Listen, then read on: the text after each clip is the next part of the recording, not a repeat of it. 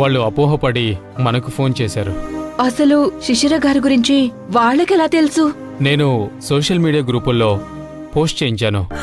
అందరికీ శిశిర గారి ఫోటో షేర్ చేసి ఆమె వివరాలు గ్రూపుల్లో పెట్టాను.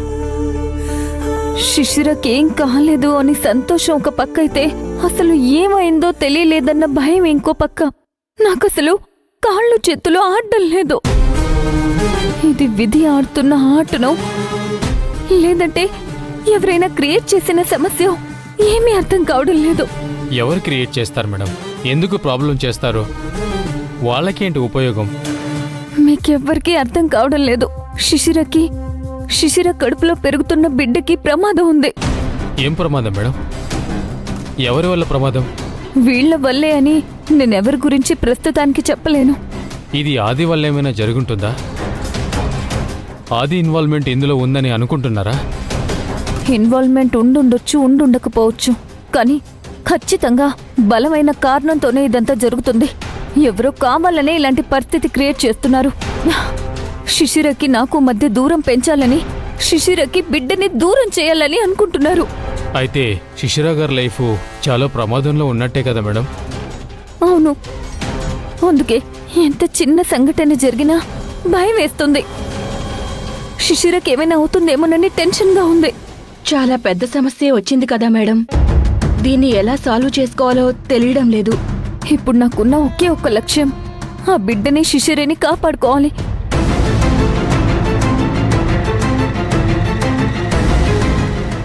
ఏమైంది మేడం? ఏం లేదు మేడం, ఏదైనా ఉంటే చెప్పండి. మాకందరికీ భయంగా ఉంది. సమస్యని సాల్వ్ చేసుకోవడానికి మేమేదైనా సలహా ఇవ్వగలమేమో చూస్తాం. అసలు శిశిరకి ఏమైనా జరిగిందన్న ఆలోచననే నా మనసు తీసుకోవడం లేదు. నా నమ్మకం ప్రకారం తను ఖచ్చితంగా తిరిగొస్తుంది. అవును మేడం, మీరు ధైర్యంగా ఉంటే మాకు ధైర్యంగా ఉంటుంది. కొద్దిసేపటి క్రితం వరకు శిశిర గారికి ఏదో అయ్యుంటుందని భయం వేసింది. ఏం కాలేదని తెలిసాక అందరికీ రిలీఫ్గా అనిపించింది. నాకు అందుకే గుండెల మీద నుంచి భారం దిగినట్టుంది. ఇప్పుడు శిశిరకేం కాదు, ఏం కాకూడదని కోరుకుంటున్నాను. ఏం కాదు మేడం.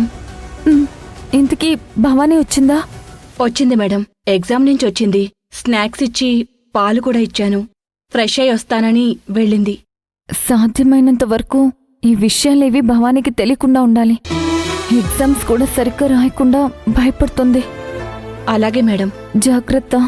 చిన్న మనసు తట్టుకోలేదు. మేము చూసుకుంటాం మేడం.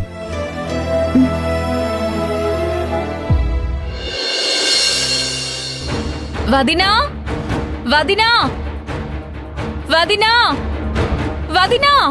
నందిని, ఏంటి? ఏమైంది? వదినా, శిశిర వదిన గురించి ఇన్ఫర్మేషన్ తెలిసింది. ఏంటి? అవును వదినా, శిశిర ఎక్కడుందో తెలిసింది.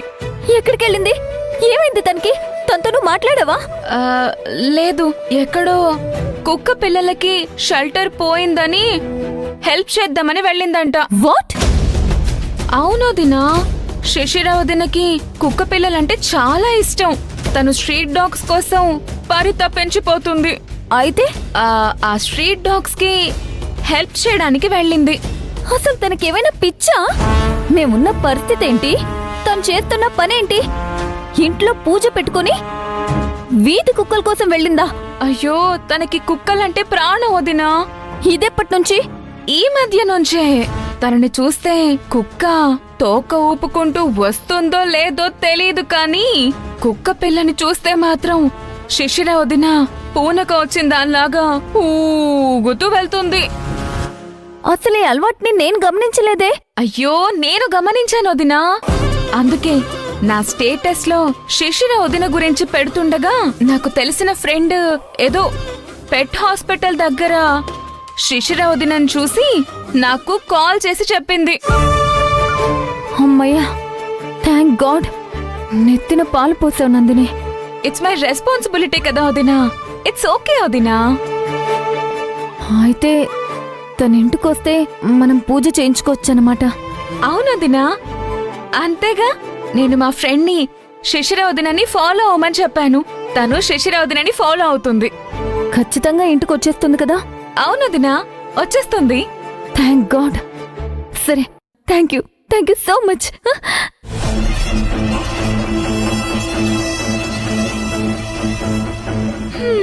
పిచ్చి వదినా, శిశిర మామూలుగా ఉంది అనుకుంటుంది. ఈ ప్రయత్నం అంతా చేసింది ఆది అన్నయ్య పూజ చెడగొట్టడానికి మాత్రమే. శిశిరని బయటికి రప్పించింది, ఆ ఫేక్ న్యూస్ సృష్టించింది అన్నయ్యే. ఎంత తెలివైన వాడివన్నయ్య. శిశిర వీక్నెస్ ని అడ్డం పెట్టుకుని అన్నయ్య గేమ్ భలే ఆడాడు. అన్నయ్యని దాటుకొని మీరు ఎలా గెలుస్తారో చూస్తాను. మళ్ళీ పూజకేమన్నా ఏర్పాట్లు చేస్తారా? అదెలా చేస్తారో చూస్తాను. ఒకవేళ ఆ బాక్స్ ని చూస్తారా? ఆ బాక్స్ ని తీయకపోతే అంతే చాలు. తులసి గారు, చెప్పండి మేడం. తులసి గారు, మీకు మొన్న ఇచ్చాను కదా బాక్స్, అది భద్రంగానే ఉంది కదా? ఉంది మేడం. జాగ్రత్తగానే పెట్టారా? జాగ్రత్తగానే పెట్టాను. అది కావాల్సి వస్తుంది, అందుకే అడుగుతున్నా. జాగ్రత్తగా ఉంటే ఏ ప్రాబ్లం లేకుండా పూజ జరిగిపోతుంది. అయ్యో, ఆ శివగామి ఆ బాక్స్ చూసిందంటే అసలుకే మోసం వస్తుంది. ఇదిగోండి మేడం. చూపించాల్సిన అవసరం లేదు, జాగ్రత్తగా దాచారంటే చాలు. గురువుగారితో మాట్లాడి పూజ ఏర్పాటు చేసే టైంకి అది సిద్ధంగా ఉంటే అంతే చాలు. మీరక్కడే పెట్టేయండి. అలాగే మేడం.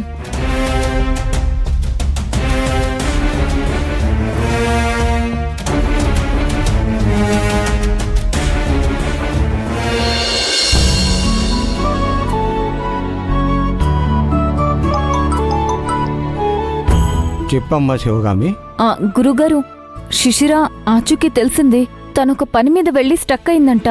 అందుకే మళ్ళీ పూజ ఎప్పుడు చేద్దామో కనుక్కుందామని మీకు కాల్ చేశాను. అమ్మా, రేపు మంచి రోజు కాదు. ఎల్లుండి పూజకి ఏర్పాటు చేసుకోండి. ఎలాంటి ఇబ్బంది ఉండదు. అలాగే గురూజీ.